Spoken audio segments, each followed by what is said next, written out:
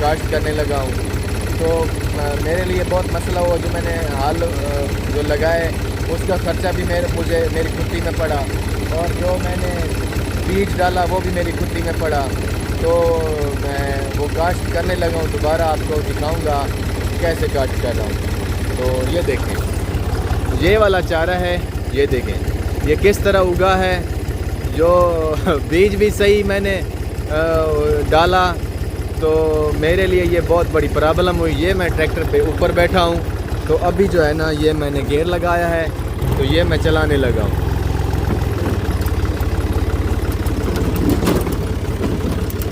बिस्मिल्लाहिर्रहमानिर्रहीम।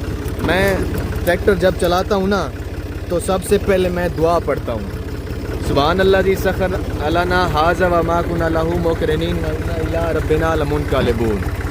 तो इस तरह जो है ना, वो जो भी मशीनरी हो चलाओ, उससे पहले आप दुआ पढ़ लें, तो हमारा जो है ना वो बड़ा फ़ायदा होता है। हाँ, यानी अल्लाह के नाम से शुरू कर लें तो फ़ायदा ही होगा ना। तो मैंने गेयर लगा लिया रूटर का, पीछे जो है ना वो मैंने रूटर लगाया हुआ है। ये देखें, ये रूटर है, तो ये चल भी रहा है। तो ये वाला अभी मैं चलाने लगा हूँ। बिस्मिल्लाहिर्रहमानिर्रहीम।